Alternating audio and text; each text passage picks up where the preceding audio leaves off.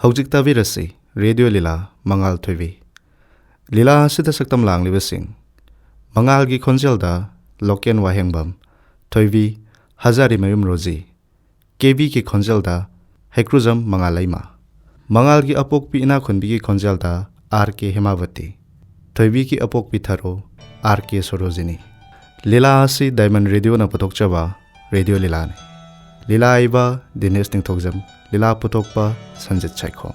Tavirasi, Radio Lila, Mangal Tui.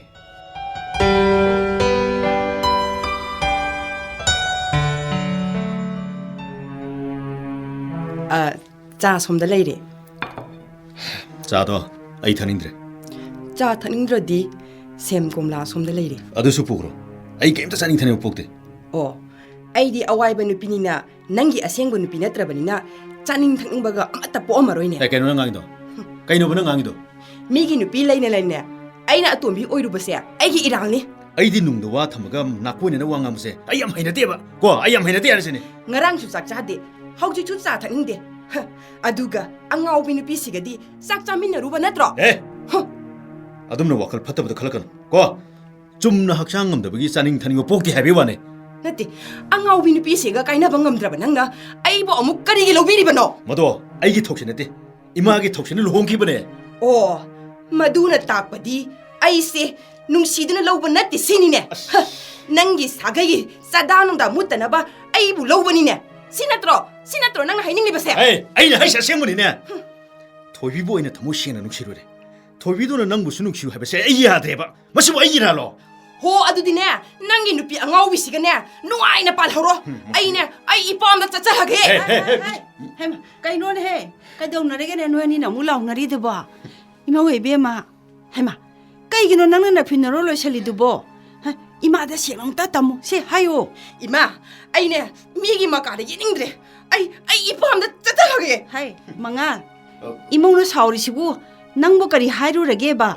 이마 저도 오빠 까이바까지 하이네디 와이 코딩기 왕앙 코딩기 앙아오비는 삐 빤빤 들어가면서 마시 아이 앙아오비 토비는 이마다 아마도 개비다네 까리게 까이부터 그러게 봐 Hey, nupi kuding magi nupa da kamban jaba haiba se. Hauna sani ne.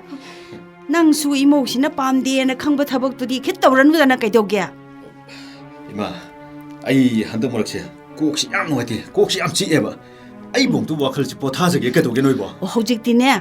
Nang gi thai na ngai gi aigi nungsibadi thoibini mana tana taibang pan sida leitre gaina ingkhala ko matam da khalam ba wakhando tu ko hojik ne issue phangadorabani wakhal lang phang khanba matam na te ko ima aine magi mapamda amuk yetlaroi matam khara ipamda leirukige angau bi nupi se hek leiri mo khaidine aigi pukning se leita ga da mande hai imong ibema nangi wakhando amta phathau inem na phanana ba sengani ne 아스 아이 용치들 레링드레 나 코에 톡팅이 되네 아이 하나 톡그러게 세 aise magi mamitane lai phadi oino uri sare thakle tumme mamangda phawbo toibira sonba ai khang mangamdre masigi angau bi se hura kaino ma pizara kan hato khasi ma imong ibema adum to ya de ne tapna angau bi sidagi la thokna na ba ai singe sauning ba kaya lera sunya punung da yauri ba issue du gi khallaga wakhan phathaga dabani hema ngai khoni he ai di kaw ine ngasi sibu doctor gi check ta dai ne ima aine magi ma tawsidane ai doctor gi se ka amata chaningri ima hai madu yaroi soidina chalu ko ima di office thianga bani nang soibe ya de ko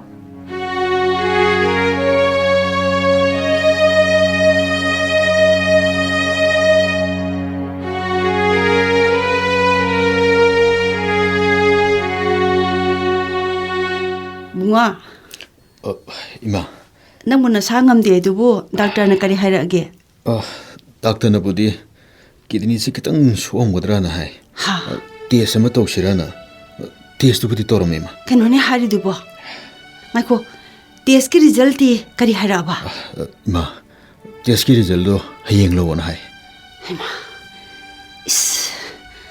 자와이나 numit thagum yengjabani ne he tai bang chemba mapu kari butam biriga daba 마 아이 사실 누아이 봄 강데 ꯃꯄꯥꯟꯗ ꯉꯥꯛꯇꯪ ꯄꯣꯊꯥꯔꯨꯒꯦ ꯏꯃꯥ. ꯆꯥꯡꯉꯝꯗꯕꯒꯤ ꯄꯥꯎꯁꯦ ꯃꯣꯏ ꯕꯕꯥꯗ ꯄꯥꯎ ꯄꯤꯕꯅ ꯐꯔꯅꯤ. ꯑꯩ phone ꯑꯝꯇ ꯇꯧꯒꯦ. ꯍꯩꯃꯥ, ꯅꯝꯕꯔꯁꯤꯁꯨ ꯕꯤꯖꯤ ꯂꯩꯅꯦ. ꯆꯠꯇ꯭ꯔꯦꯅ ꯇꯧꯔꯤꯁꯤꯕꯣ. ꯀꯣꯟꯅ ꯏꯪꯅ ꯇꯞꯅ ꯇꯧꯔꯒꯦ. ꯉꯥꯏꯈꯣ, ꯏꯃꯧꯗꯨꯅ ꯀꯔꯣꯝꯗ ꯂꯩꯈ꯭ꯔꯦ? ꯍꯩꯃꯥ, ꯏꯃꯧ ꯏꯕꯦꯝꯃ, ꯅꯪꯗꯤ ꯀꯩꯅꯣ ꯑꯗꯨꯗ ꯅꯊꯟꯇ ꯇꯨꯃꯤꯟꯅ ꯐꯝ ꯂꯩꯔꯗꯤ? ꯀꯔꯤꯁꯨ ꯇꯧꯗꯦ. ꯑꯩꯅ ꯌꯨꯝꯁꯤꯗ ꯌꯨꯝ ꯄꯥꯜꯂꯤꯕꯁꯦ ꯑꯩꯒꯤ ꯑꯁꯣꯏꯕ ꯑꯣꯏꯔꯕ꯭ꯔꯥ ꯍꯥꯏꯅ ꯈꯜꯂꯤꯕ. ꯍꯩꯃꯥ, ꯀꯩꯅꯣꯅꯦꯍꯦ? ꯀꯩꯅꯣꯅꯦ ꯅꯪꯅ ꯉꯥꯡꯉꯤꯗꯨꯕꯣ? ꯀꯩꯅꯣ ꯅꯪ ꯍꯥꯏꯅꯤꯡꯉꯤꯗꯨꯕꯣ? ꯇꯨ ꯌꯦꯡꯉꯣ, ꯎꯔꯦꯗꯅ ꯅꯆꯥꯅꯨꯄꯥꯒ ꯑꯉꯥꯎꯕꯤꯁꯤꯒꯤꯅ ꯇꯧꯔꯤꯕꯁꯦ. ꯅꯆꯥꯅꯨꯄꯥꯅ ꯑꯉꯥꯎꯕꯤ ꯅꯨꯄꯤꯁꯤꯒꯤ ꯃꯁꯝ ꯍꯥꯞꯄꯤꯗꯅ ꯅꯨꯡꯉꯥꯏꯅꯒ ꯂꯩꯔꯤꯕꯁꯤ ꯌꯦꯡꯉꯨꯅꯦ. ꯃꯁꯤ ꯌꯦꯡꯗꯨꯅ ꯑꯩ ꯌꯨꯝꯁꯤꯗ ꯀꯌꯥꯝ ꯀꯨꯏꯅ ꯍꯤꯡꯈꯤꯒꯅꯤ ꯏꯃꯥ? ꯍꯦ, ꯑꯁꯤꯒꯤ ꯑꯣꯏꯔꯦ. ꯑꯉꯥꯎꯕꯤꯅꯤ ꯈꯜꯂꯒ ꯀꯩꯁꯨ ꯈꯜꯂꯨꯅꯨꯁꯦ ꯏꯃꯧꯁꯤꯗꯤ. ꯏꯃꯥꯅ ꯇꯥꯟꯊꯣꯛꯄ ꯉꯝꯗ꯭ꯔꯒꯅ ꯑꯩ ꯍꯦꯛꯇ ꯇꯧꯔꯒꯦ. ꯍꯦ, ꯉꯥꯏꯈꯣ, ꯑꯃꯨꯛꯇ ꯇꯞꯊꯈꯣꯅꯦ ꯅꯪꯕꯣ. ꯑꯩ ꯏꯆꯥ ꯅꯨꯄꯥꯗꯅꯦ ꯋꯥꯈꯜ ꯇꯥꯅꯅꯕ ꯑꯃꯨꯛꯇ ꯍꯥꯏꯔꯨꯈꯤꯒꯦ. ꯏꯕꯨꯡꯉꯣ. ꯏꯃꯥ. ꯅꯪꯅ ꯇꯧꯔꯤꯁꯤꯕꯨ ꯀꯔꯤꯅꯣ? ꯑꯩ ꯀꯩꯗꯧꯔꯒꯦ ꯏꯃꯥ? ꯍꯧꯖꯤꯛꯇꯤ ꯅꯪ ꯑꯇꯣꯞꯄ ꯅꯨꯄꯤ ꯑꯃ ꯊꯤꯔꯦ. ꯏꯃꯨꯡꯁꯤꯒꯤ ꯏꯖꯠ ꯁꯥꯒꯩ ꯀꯟꯒꯗꯕ ꯏꯃꯧꯁꯦ ꯅꯪꯅ ꯑꯃꯨꯛ ꯆꯠꯈꯤꯅꯕ ꯁꯤꯜꯂꯤꯁꯤꯕꯨ ꯀꯔꯤꯒꯤꯅꯣꯏꯕ? ꯏꯃꯥ, ꯑꯩ ꯀꯅꯥꯗꯁꯨ ꯌꯦꯠꯄ ꯄꯤꯗꯦꯀꯣ ꯏꯃꯥ. ꯅꯪꯅ ꯑꯉꯥꯎꯕꯤ ꯅꯨꯄꯤꯁꯤꯒ ꯂꯣꯏꯅꯗꯨꯅꯇ ꯁꯨꯝ ꯂꯩꯕ ꯏꯃꯧ ꯀꯦꯕꯤꯒꯤ ꯊꯃꯣꯏꯗ ꯀꯔꯤ ꯐꯥꯎꯔꯝꯒꯅꯤ? ꯍꯥ? ꯉꯁꯤꯗꯒꯤꯅꯦ ꯅꯪꯒ ꯑꯩꯒ ꯇꯤꯟꯅꯗ꯭ꯔꯁꯤ. ꯅꯪ ꯆꯠꯈ꯭ꯔꯣ. ꯀꯩꯗꯧꯔꯒꯦ? ꯑꯩꯒꯤ ꯃꯔꯨꯞꯇꯤꯅꯦ ꯌꯨꯝꯁꯤꯗ ꯃꯣꯏ ꯃꯌꯥꯝ ꯂꯩꯕ. ꯑꯩ ꯃꯣꯏꯒ ꯋꯥꯔꯤ ꯁꯥꯟꯅꯔꯨꯔꯒꯦ. ꯑꯩ ꯆꯪꯂꯦ. ꯅꯪ ꯆꯠꯈ꯭ꯔꯣ. ꯅꯪ ꯆꯠꯂꯣꯕ. ꯑꯩ ꯆꯪꯉꯦ. ꯑꯉꯥꯎꯕꯤ ꯅꯨꯄꯤꯁꯤ ꯂꯣꯏꯅꯔꯒ ꯅꯪꯁꯨ ꯉꯥꯎꯔꯒꯦ ꯍꯥꯏꯔꯤꯕ꯭ꯔꯣ? ꯉꯥꯎꯔꯦ. ꯑꯩꯁꯨ ꯉꯥꯎꯔꯦ. ꯅꯪ ꯉꯥꯎꯗꯅꯕꯅꯤꯅꯦ 이마나 ꯁꯦꯟꯅꯔꯤꯁꯦ. ꯑꯉꯥꯎꯕꯤ ꯅꯨꯄꯤꯁꯦ ꯌꯨꯝꯁꯤꯗꯒꯤ ꯇꯥꯟꯊꯣꯛꯈꯤꯕꯃꯛꯇꯤ ꯅꯠꯇꯦꯗꯅ. ꯍꯥ? ꯂꯥꯛꯏꯕ ꯏꯃꯧꯁꯤꯒꯤꯁꯨ ꯈꯔ ꯈꯜꯂꯨ ꯍꯥꯏꯕꯅꯦ. ꯅꯣꯏ ꯄꯨꯝꯅꯃꯛ ꯑꯩꯕꯨ ꯆꯩꯔꯒ ꯂꯩꯍꯧꯔꯣ. ꯑꯩ ꯀꯥꯏꯗꯅꯣ ꯄꯣꯊꯥꯔꯨꯔꯒꯦꯕ. ꯌꯦꯡꯉꯨꯅꯦꯍꯦ.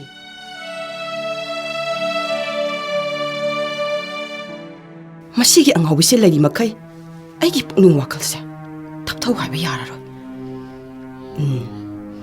ꯉꯁꯤꯗꯤ ꯑꯩꯅ ꯀꯩꯗꯧꯒꯦ ꯌꯦꯡꯉꯨ. ꯏꯃꯧ ꯏꯕꯦꯝꯃ, ꯅꯨꯡꯉꯥꯏꯇꯕ ꯀꯩꯝꯇ ꯈꯜꯂꯨꯅꯨ. ꯑꯩꯅ ꯐꯅꯅꯕ ꯂꯣꯏꯅ ꯍꯣꯠꯅꯒꯅꯤ. 이마ꯁꯨꯅꯦ 오피스 ꯆꯠꯅꯅꯕ ꯇꯧꯔꯒꯦ. ꯅꯪꯅꯅꯦ ꯍꯣꯔꯦꯟ ꯑꯉꯥꯎꯕꯤꯁꯤꯒꯤ ꯆꯥꯛ ꯈꯔꯗꯤ ꯄꯤꯔꯨꯆꯣꯀꯣ. ꯍꯦ, 이마 오피스 ꯆꯠꯂꯒꯦ. 이마 ꯆꯠꯂꯦꯀꯣ. ꯑꯉꯥꯎꯕꯤ ꯑꯁꯤꯒꯤ ꯆꯥꯛ ꯄꯤꯖꯔꯨꯆꯣ ꯀꯥꯏ. ꯃꯁꯝ ꯑꯁꯦ ꯇꯕꯠ ꯀꯛꯊꯠꯀꯦ ꯈꯪꯒꯅꯤ.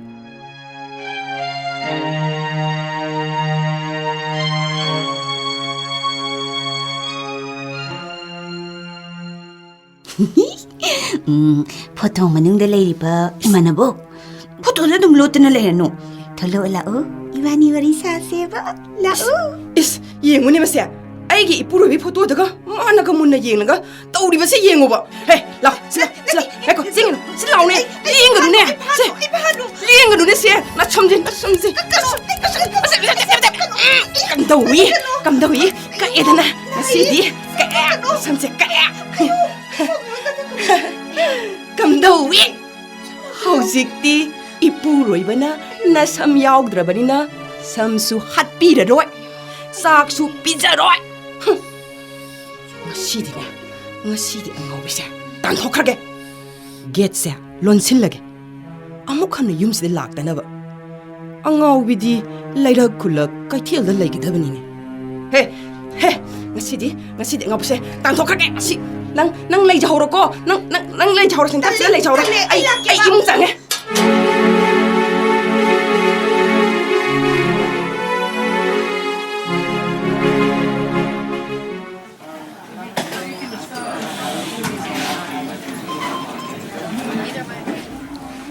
대봉씨 엄마부 낭 나이고나 떠비리시부 까이노네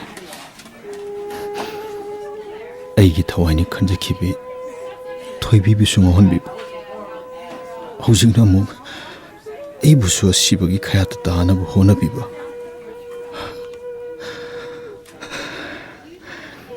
아이네 토이비부 눅시자바 어두가 아이기 누비야 돈비 깨비나 아이부 뭉치자바 ꯊꯣꯏꯕꯤꯅ ꯑꯩꯒꯤ ꯌꯨꯝ ꯊꯥꯗꯣꯛꯇꯨꯅ ꯆꯠꯈꯤꯕ ꯃꯇꯝ ꯌꯥꯝ ꯀꯨꯏꯔꯛꯂꯦ. ꯁꯤꯅ ꯑꯃꯨꯛ ꯀꯅꯥꯒꯤ ꯐꯣꯟ? ꯑꯣ, 이마게. 할로 이마. ꯏꯕꯨꯡꯉꯣ ꯅꯪꯕꯨ ꯍꯤꯗꯥꯛ ꯂꯥꯡꯊꯛ ꯆꯥꯔꯕ꯭ꯔꯣ? ꯆꯥꯔꯦ ꯏꯃꯥ. ꯅꯪ ꯕꯕꯥꯗꯤ ꯂꯩꯕ꯭ꯔꯥ? ꯕꯕꯥꯗꯣ ꯍꯤꯗꯥꯛ ꯈꯔ ꯂꯩꯔꯨꯅꯤ ꯍꯥꯏꯗꯅ ꯃꯄꯥꯟꯗ ꯊꯣꯛꯈꯤ. ꯑꯣ ꯅꯄꯨꯅꯤꯡ ꯁꯣꯟꯊꯒꯅꯨꯀꯣ. ꯏꯃꯥ ꯕꯕꯥ ꯂꯩꯔꯤꯕꯁꯦ ꯏꯆꯥꯒꯤ ꯊꯋꯥꯏ ꯁꯣꯏꯗꯅ ꯀꯟꯒꯗꯧꯔꯤꯕꯅꯤ.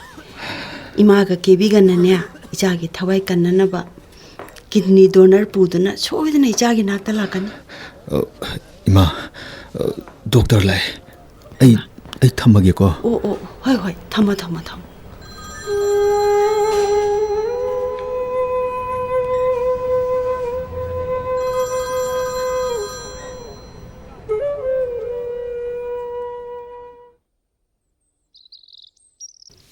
라오네 쌍로 기게노. 아이고 부비가노. 아이고 염치대기 단독비가노. 아이 염치다 좀 라이게 봐. 아이고도 푸가노고. 푸로이. 얌나해봐. 나 푸바도. 푸로이 하이바. 낭나 라이나바니 상답세야. ngasi 파우 시독트리세. 아도 낭기 나피도 야 몰래. 미나 ngaw이 만다나바 피졸 아한바 셀라도이니 ngasi 하기디. 아도 아이 염치다 상라게고. 아이기 이마나바가 와이샤다바 꾸이래. 아이 마가 와이샤로게 봐. 호이 쌍으로. 그이노니 이모시나 앙아오비시 무뽀레 이시나. 이마 까마이 떠오라게. 다모게 끼니 도너 팡라브로 이마. 이자기 타와이 떠부 깐나나바. 마코이나 빰바 센 피우 하이브도 피르게 하이다나네. 티바 야바 티레. 아마 대 팡드레. 이마 모이 다모게 타와이 깐다바 야로이 이마. 이마 앙아오비시 티엠나가 생하이다 뿌라시 이마. 오 호이니. 모이니디 블러드 그룹 수마나바니네. 마드나 파라니. 마이코 앙아오비시 솜달라이 영어. 토이비 까이다오라게. 나티 낭기 까리 얼빠 레이라게. 싹 람라브로 낭보. 람데? 잉어도 메시기 포토시다 우리바 누파세야. 아이기 이마나바네바. 마도 오다 꾸이래. 마도 가이레게 봐. 낭 마부 우닝브로. 언니니. 마디네 제나이다 마상암다잖아 레이디. 아이코이슈 마기 마낙다 ꯆꯠꯅꯅꯕ ꯇꯧꯔꯤꯅꯦ. ꯅꯪ ꯂꯥꯛꯅꯤꯡꯕ꯭ꯔꯣ? 야, 아이 라키 두디. ꯑꯗꯨꯗꯤ ꯅꯪꯒꯤ ꯐꯤꯖꯣꯜ ꯑꯅꯥꯟꯕ ꯑꯃ ꯁꯦꯠꯂꯒꯅꯦ ꯐꯖꯅ ꯀꯦꯔꯒ ꯆꯠꯂꯁꯤ. 아이디 하라위 만나봐 우버 팡하니. 오이, 이루자바 짱이고.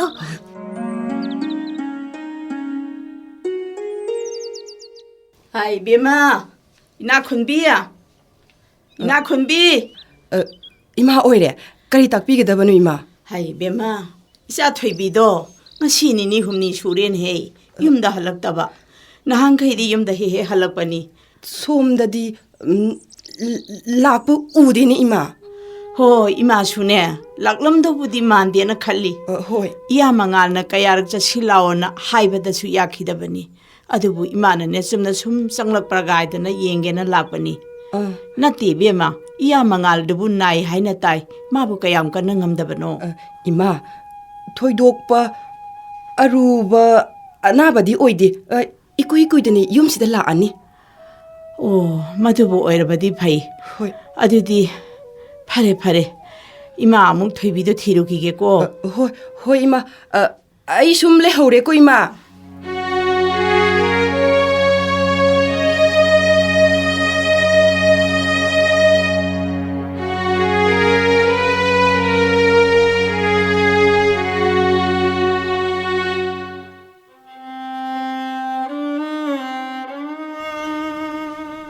마호이베마 케비 이네무 까리 오르시게네.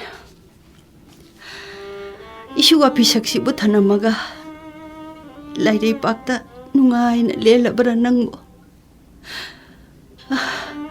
ngasisu 아이기 미치다 상창나 우리네 낭보. 이망들 렙리보이 칼리네. 누미뚜기 닥터기 와이 앙앙디 칼하우레 마마디 간방암홍드레 하이키보 와이도 아이기 낙공시다 ꯋꯥꯅ ꯂꯩꯔꯤꯅꯦ ꯏꯕꯦꯝꯃ. ꯃꯧ ꯏꯕꯦꯝꯃ, ꯀꯦꯕꯤ, ꯅꯆꯥꯒꯤ ꯃꯁꯛꯁꯤ ꯑꯃꯨꯛꯇꯗ ꯌꯦꯡꯂꯛꯈꯣꯅꯦ ꯅꯪꯕꯨ.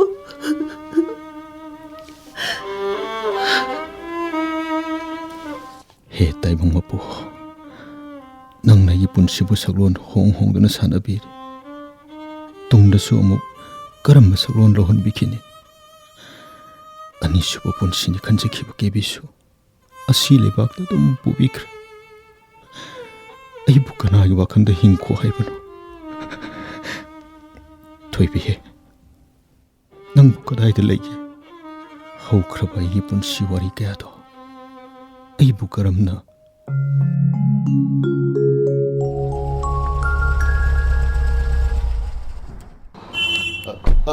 ꯊꯣꯏꯕꯤ, ꯊꯣꯏꯕꯤ, ꯁꯤ ꯑꯝꯇ ꯉꯥꯏꯈꯣꯕ. ꯁꯤ ꯑꯝꯇ ꯉꯥꯏꯈꯣꯕ. ꯑꯩꯒꯤ ꯂꯝꯕꯤꯗ ꯀꯌꯥꯔꯛ ꯑꯄꯟꯕ ꯄꯤꯕꯤꯒꯅꯣ ꯍꯥꯏꯖꯈ꯭ꯔꯕ ꯅꯠꯇ꯭ꯔꯣ? ꯊꯣꯏꯕꯤ, ꯑꯩꯅ ꯅꯪꯕꯨ ꯅꯨꯡꯁꯤꯕ ꯍꯦꯟꯃꯟꯕꯅ ꯅꯪꯉꯣꯟꯗ ꯑꯄꯟꯕ ꯄꯤꯔꯦ. ꯃꯗꯨꯒꯤꯗꯃꯛꯇꯗꯤ ꯉꯥꯛꯄꯤꯒꯅꯤ. ꯑꯗꯨꯕꯨ ꯄꯥꯎꯈꯨꯝ ꯑꯃ ꯐꯪꯅꯤꯡꯕꯅ ꯊꯃꯣꯏꯅ ꯍꯛꯆꯥꯡꯗ ꯏꯟꯁꯤꯟꯗꯨꯅ ꯅꯅꯥꯛꯇ ꯆꯤꯡꯁꯤꯜꯂꯦ. ꯁꯤꯕꯨ ꯑꯩꯒꯤ ꯏꯔꯥꯜꯂꯅꯦ.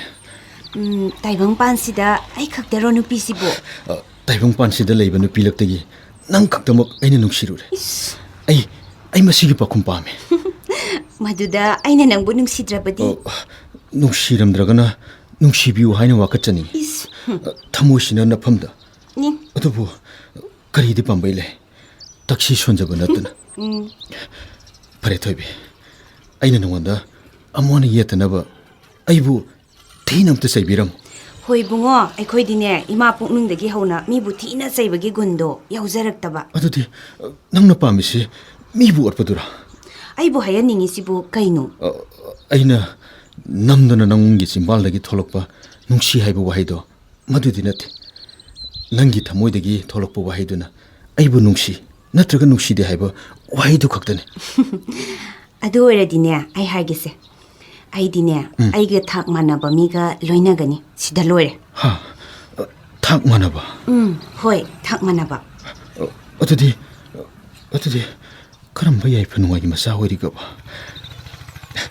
ꯑꯗꯨ ꯊꯣꯏꯕꯤ, ꯑꯩꯒꯤꯁꯨ ꯏꯃꯥ ꯕꯕꯥ ꯑꯅꯤꯃꯛ ꯊꯕꯛ ꯂꯣꯏ ꯇꯧꯔꯤꯕꯅꯤ. ꯑꯩꯅ ꯇꯣꯡꯂꯤꯕ ꯀꯥꯔꯁꯤꯁꯨ ꯑꯩꯒꯤꯅꯤ.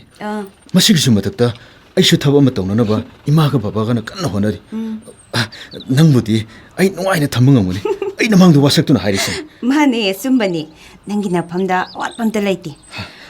ꯉꯁꯤ ꯅꯪꯅ ꯇꯣꯡꯂꯛꯏꯕ ꯈꯣꯡꯎꯞ, ꯁꯦꯠꯂꯤꯕ ꯐꯤꯖꯣꯜ, ꯅꯪꯅ ꯇꯣꯡꯂꯛꯏꯕ ꯀꯥꯔ, ꯃꯁꯤ ꯃꯌꯥꯝꯁꯦ ꯄꯨꯂꯞ ꯄꯨꯟꯁꯤꯜꯂꯗꯤꯅꯦ ꯅꯁꯥꯗ ꯂꯣꯏꯅꯔꯤꯁꯦ ₹13-14 ꯑꯣꯏꯔꯝꯅꯤ. ꯁꯤꯗꯁꯨ ꯅꯠꯇꯦ, ꯑꯩꯒꯤ ꯄ꯭ꯔꯣꯄꯔꯇꯤ ꯌꯥꯝ ꯂꯩ. ꯑꯩꯒꯤꯅ ꯑꯩꯅ ꯂꯤꯠꯂꯤꯕ ꯐꯨꯔꯤꯠ, ꯁꯦꯠꯂꯤꯕ ꯐꯅꯦꯛ, ꯇꯣꯡꯂꯤꯕ ꯁꯦꯟꯗꯜꯁꯦ ꯁꯤꯁꯨ ꯁꯦꯀꯦꯟ ꯍꯦꯟꯒꯤ ꯉꯥꯛꯇꯅꯤ. ꯊꯣꯏꯕꯤ, ꯄꯨꯟꯅ ꯄꯨꯟꯁꯤꯜꯂꯕꯗ ꯂꯨꯄꯥ 700-800 ꯃꯨꯛꯇꯤ ꯑꯣꯏꯅꯤ. ꯑꯩꯒꯤ ꯊꯥꯛꯀ ꯅꯪꯒꯤ ꯊꯥꯛꯀ ꯌꯥꯝ ꯈꯦꯠꯅꯩ. ꯅꯪꯒ ꯑꯩꯒ ꯊꯥꯛ ꯃꯥꯟꯅꯗꯤ. ꯑꯩꯗꯤ ꯑꯩꯒ ꯊꯥꯛ ꯃꯥꯟꯅꯕ, ꯑꯩꯉꯣꯟꯗꯒꯤ ꯊꯥꯛ ꯍꯟꯊꯕ ꯃꯤꯒ ꯂꯣꯏꯅꯒꯅꯤ. ꯊꯥꯛ ꯍꯟꯊꯕ ꯅꯠꯇ꯭ꯔꯒ ꯊꯥꯛ ꯃꯥꯟꯅꯕ ꯃꯤꯒ ꯂꯣꯏꯅꯅꯤ ꯍꯥꯏꯕ? ꯍꯣꯏ, ꯃꯁꯦ ꯑꯩꯒꯤ ꯐꯤꯔꯦꯞꯅꯤ. ꯅꯪꯒ ꯑꯩꯒ ꯊꯥꯛ ꯌꯥꯝ ꯃꯥꯟꯅꯗꯤ. ꯑꯗꯨꯅ ꯅꯪꯒꯤ ꯄꯥꯎꯈꯨꯝꯗꯣ ꯑꯩꯅ ꯄꯤꯕ ꯉꯝꯂꯣꯏ. ꯑꯩ ꯆꯠꯂꯒꯦ. ꯑꯗꯣ ꯑꯩꯉꯣꯟꯗꯅꯦ ꯑꯃꯨꯛ ꯍꯟꯅ ꯑꯌꯦꯠꯄ ꯄꯤꯕꯤꯔꯅꯨꯀꯣ. ꯊꯣꯏꯕꯤ, ꯊꯣꯏꯕꯤ, ꯊꯣꯏꯕꯤ.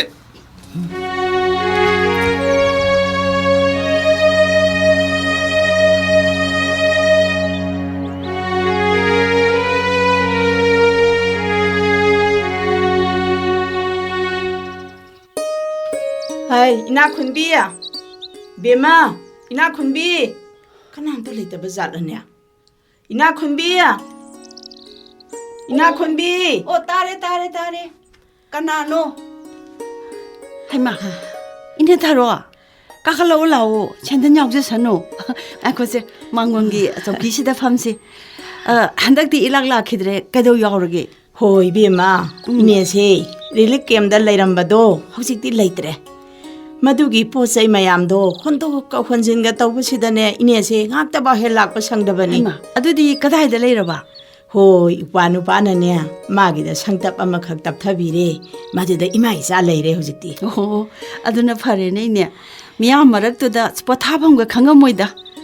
ꯍꯣꯏ ꯍꯧꯖꯤꯛꯄꯨꯗꯤ ꯅꯦꯅꯥ ꯇꯥꯔꯦ ꯍꯥꯟꯅꯗꯤ ꯏꯕꯦꯝꯃ ꯑꯃꯨꯛ ꯇꯣꯏꯕ ꯊꯣꯛꯅ ꯋꯥꯈ꯭ꯔꯕꯖꯥꯠꯅꯤ ꯂꯥꯟꯒꯤ ꯆꯩꯅꯥꯁꯦ ꯂꯥꯟ ꯍꯧꯔꯤꯕ ꯃꯤꯅꯗꯤ ꯈꯪꯕꯤꯕ ꯅꯠꯇꯦꯅꯦ ꯃꯥꯅꯤ ꯃꯥꯅꯤ 이니 ꯍꯣꯏꯒꯨꯝꯕ ꯀꯌꯥꯗꯅꯦꯕ ꯂꯥꯟꯒꯤ ꯆꯩꯊꯦꯡ ꯐꯪꯉꯤꯁꯦ ꯑꯆꯨꯝꯕꯅꯤꯅ ꯍꯦ ꯏꯕꯦꯝꯃ ꯍꯤꯡꯗꯕꯗꯤ ꯌꯥꯗꯦꯗꯣ ꯃꯗꯨꯅꯕꯨ 이내ꯅꯅꯦ ꯌꯨꯝꯊꯣꯡ ꯈꯨꯗꯤꯡ ꯆꯪꯗꯨꯅ ꯊꯕꯛ ꯑꯐꯪꯕ ꯁꯨꯔꯤꯕꯅꯤꯅꯦ ꯍꯦ ꯑꯗꯣ 이내 ꯂꯥꯛꯄꯁꯦ ꯇꯥꯟꯅꯝ ꯆꯥꯔꯦ ꯑꯩꯁꯨꯅꯦ ꯑꯣꯐꯤꯁ ꯆꯠꯄꯒ ꯌꯨꯝꯒꯤ ꯀꯨꯞꯅꯣ ꯃꯌꯥꯝꯁꯤꯒ ꯀꯣꯛꯁꯦ ꯁꯥꯔꯕꯅꯤ ꯃꯄꯥꯁꯨꯅꯦ ꯊꯕꯛꯀꯤ ꯄꯣꯁꯇꯤꯡ ꯂꯥꯞꯅ ꯇꯥꯔꯦꯅ ꯉꯁꯤꯗꯤ ꯌꯨꯝꯗ ꯍꯜꯂꯛꯑꯔꯣꯏꯅ ꯆꯠꯆꯠ ꯆꯠꯈꯤꯕꯗ ꯉꯥꯏꯔꯤ ꯑꯗꯨ 이내 ꯀꯔꯤ ꯍꯥꯏꯒꯗꯕꯅꯣ ꯈꯪꯗꯦꯅꯦ 하유네 이내ꯅ ꯃꯇꯦꯡ ꯄꯥꯡꯕꯤꯔꯒꯗꯤꯅꯦ ꯈꯔꯗꯤ ꯍꯦꯛ ꯀꯣꯝꯃꯤꯕꯀꯔꯤ ꯊꯕꯛꯅꯣ 이내ꯗ 하요 이내 ꯂꯥꯛꯂꯤꯉꯩꯁꯤꯗ ꯀꯣꯏꯍ ꯇꯧꯔꯝꯃ ꯂꯣꯏꯔꯦꯗꯅ 이모ꯁꯤꯗꯤ ꯍꯣꯏꯅꯦ 이내 또 이자누빠ꯅꯤꯅ ꯑꯃꯈꯛ ꯌꯥꯎꯕꯗꯨꯁꯨꯅꯦ ꯌꯨꯝ ꯃꯈꯥꯁꯤꯗ ꯉꯥꯛꯇꯤ ꯍꯦꯛ ꯂꯩꯇꯕ ꯍꯣꯏ ꯏꯕꯦꯝꯃ ꯃꯗꯨꯒꯤ ꯍꯥꯏꯔꯨꯔꯕꯗꯤꯅꯦ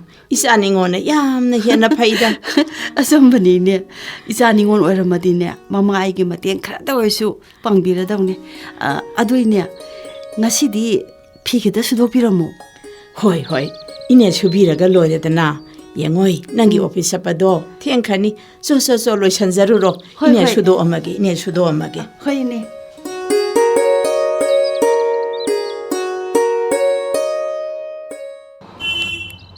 토비, 아무튼 아이고, 아이고는네 아로이베 찬스 아무튼디 비비요고. 아이 뭐는 나 펌도 예러. 미컴도 아이고.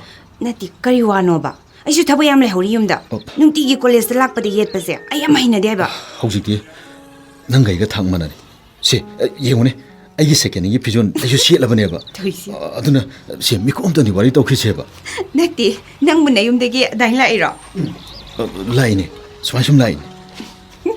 미나디 녹나라모이드로 미나 녹나다바 아이 겜도 우디 아이기 밑다 낭당 우라가 아이 머펌시다 라인 낭디에 이펌다 꿰임테 하이닝다브라바 하우지키 오나디 겜다 하이닝드리 아이기 타모기 깡콜 코딩다 낭기 눅시기 잘 혼그래 마시는 머품 파라디 아이 양아우가 방크 오이라네바 낭나 아이부 미국 코딩 눅시 해베세 감동나 눅시리노바 예오네 아이네 셀리버 비주얼 신치다나 난기 밍타리시 예오네 뚝뚝 시오네 동대기 시레시 예오네 아이딩가 사이에 우디 아생웨가 타이미 마시더스 나티에 아이기 박랑 난기 밍학더니 아두 타라가 개간도이바 낭나 아이부 미나이라버수 미쿠 엄타 깡다나 낭부 닝싱나버네 그리고 마tamda 아이기 와클란 낭부 싱친다나 아이기 파미나리 칸도나 낭가 와리 사드나 분치세 아도 묵렌 크게 낭 나이부 누시비드러스네 아이네 낭부 닝자바 손자바 그나하는 까이 도거든 감거네 아이기 분치나 낭기 분치 오이자라가 아와트 레이트로 분치니나 칸자닝이버네 아이나 낭기 맘이다 ngau자버네 담모이나 낭부 누시자버네 와클란 낭부 손자버네 아이기네 하이바 아이기 학장도 아무것도 레이트래 그대로기 tuminna mulaidu나 tamkoba nangi sahitado taageba 토이비 아이슈 낭가 탁만하라마디 아이기 오자바 펑능보니까 후직디 아이기 하이닝바 땀닝바 이뻐 홈트 레이트래 로이래 namangda lepliba aise lonthokdaba mitamni kaina khalurabo nangi wangang wahai nangna aibu nungsijaba uragane aigi pukninga wakhalgase marai kanna hekta taunaragli kari haina marai taunariba aduburo thamoinadi nangbu nungsijai pukningnadi inakhunba mini lairaba kasu thoidabani haina marai yele adagi wakhalnadi nungsibada lairaba inakhunba khaide haina marai amuk yeliba nangi thamoidagi tholokpa nungsi haiba waisina aigi panthungni khanjarage piranga minoka khenana uba ngamdraba simbanga thamoiga manana uriba nangna aigi nungsiba saphongba aduro nangna pamise mane aina pamlibasu nangna nungsi haiba waido adu khaktani matik sadrabi aigi punsigi wahanto nangna hanbiri 토이비 hausikti ai kanasu kidri nangi mongsida ai sum nangbu thamoi se engna nusiba phore 토이비 낭디 아이기 타와기 머먼 레피요 낭나 분치기 머멀수 레이저버 뿜바 카톡자게 ꯊꯥꯖꯕꯤꯌꯨ ꯑꯁꯦꯡꯕ ꯊꯃꯣꯏꯒꯤ ꯄꯥꯎꯗꯝꯁꯤ ꯑꯩꯁꯨ ꯈꯪꯉꯤ ꯅꯪꯅ ꯑꯩꯕꯨ ꯀꯌꯥꯒꯤ ꯃꯇꯤꯛ ꯅꯨꯡꯁꯤꯖꯕ ꯅꯤꯡꯖꯕ ꯑꯩꯒꯤ ꯅꯨꯡꯁꯤꯕꯁꯨ ꯃꯆꯨ ꯅꯥꯏꯗꯦ ꯑꯩꯒꯤ ꯄꯨꯛꯅꯤꯡꯁꯨ ꯃꯔꯣꯜ ꯅꯥꯏꯗꯦ ꯅꯪꯗꯤ ꯑꯩꯒꯤ ꯋꯥꯁꯛꯀꯤ ꯋꯥꯍꯩꯅꯤ ꯄꯨꯟꯁꯤꯒꯤ ꯆꯤꯡꯉꯥꯛꯁꯨ ꯑꯣꯏꯕꯤꯌꯨ ꯅꯪꯅ ꯉꯁꯤꯗꯒꯤ ꯄꯣꯊꯥꯖꯕ ꯐꯪꯂꯅꯤ ꯀꯪꯉꯥꯎꯅꯔꯕ ꯑꯩꯒꯤ ꯄꯨꯟꯁꯤꯁꯦ ꯑꯗꯣ ꯍꯧꯖꯤꯛꯇꯤ ꯅꯪꯒꯤ ꯄꯥꯎꯈꯨꯝꯁꯨ ꯄꯤꯔꯕꯅꯤꯅ ꯑꯩꯁꯨ ꯌꯨꯝꯗ ꯆꯠꯂꯒꯦ ꯌꯥꯔꯕ ꯅꯠꯇ꯭ꯔꯣ ꯅꯨꯃꯤꯠꯁꯨ ꯇꯥꯗꯣꯔꯦ ꯀꯩ ꯑꯃꯨꯛ ꯋꯥꯠꯂꯤꯒꯦꯕ ꯏꯐꯝꯗꯒꯤ ꯍꯥꯏꯍꯟꯅꯤꯡꯕ ꯂꯩꯔꯤꯕ꯭ꯔꯕ ꯀꯩꯁꯨ ꯋꯥꯠꯇ꯭ꯔꯦꯗ ꯉꯁꯤꯗꯤ ꯑꯩꯒꯤ ꯊꯃꯣꯏꯁꯦ ꯑꯩꯒꯤ ꯄꯨꯛꯅꯤꯡꯁꯦ ꯀꯌꯥꯗ ꯃꯀꯥ ꯂꯥꯝꯃꯦꯕ ꯐꯔꯦ ꯅꯪꯁꯨ ꯊꯦꯡꯈ꯭ꯔꯅꯤ ꯆꯠꯂꯣ ꯑꯩꯁꯨ ꯆꯠꯂꯒꯦꯀꯣ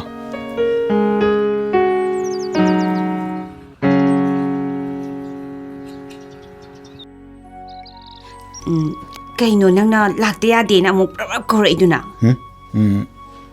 ꯁꯨꯝ ꯎꯅꯤꯡꯉꯛꯄ ꯏꯁ ꯑꯗꯨꯒꯤ ꯑꯣꯏꯔꯦ ꯑꯩꯅꯒꯗꯤ ꯁꯣꯝꯗ ꯄꯥꯈꯠꯇꯅ ꯍꯣꯕꯦ ꯍꯣꯕꯦꯒ ꯂꯥꯛꯏ ꯋꯥꯕꯨꯗꯤ ꯑꯃꯁꯨꯝ ꯍꯥꯏꯅꯤꯡꯕ ꯅꯪꯅ ꯌꯥꯔꯛꯀꯗ꯭ꯔꯥ ꯌꯥꯔꯣꯏꯗ꯭ꯔꯥ ꯍꯥꯏꯅꯁꯨ ꯁꯨꯝ ꯈꯟꯕ ꯆꯦꯟꯕꯒꯗꯤ ꯄꯜꯂꯛꯀꯅꯨꯀꯣ ꯃꯇꯝ ꯌꯥꯝ ꯋꯥꯠꯂꯤ ꯃꯗꯨꯒꯤ ꯋꯥ ꯅꯠꯇꯦꯗ ꯀꯩꯅꯣ ꯍꯥꯏꯔꯣ ꯑꯗꯨꯗꯤ ꯍꯌꯦꯡꯒꯤ ꯃꯊꯪ ꯍꯪꯆꯤꯠꯁꯦ ꯍꯌꯦꯡꯒꯤ ꯃꯊꯪ ꯍꯪꯆꯤꯠ ꯀꯩꯗꯧꯔꯕ ꯑꯩꯒꯤ ꯕꯥꯔꯗꯦꯅꯦ ꯑꯣ ꯑꯗꯨꯗ ꯑꯩꯁꯦ खितंग चावना पांगथोकेना सुम खनबा अदुदा नंगसु अदुदा ऐसे लाकनी कइदरगे ऐसे नंगी सानबिनी गायना मियाम मांगदा सोप्तनाबा ऐसु फसना केथरगा हनबा फिजोलगा सेलगा ला लोरे कइनो हा अदुदी ऐसु ऐगी मानबसिंगदा खुद थिन थिनदना ऐगी सानजबिने हैदना लेना दुइने अदुगी ओइरे नंग साइडिंग अदु अदा तौलेदो को हाइबा याबदुबो ऐसिबो नंगिनी हाइबदा याम थीरबो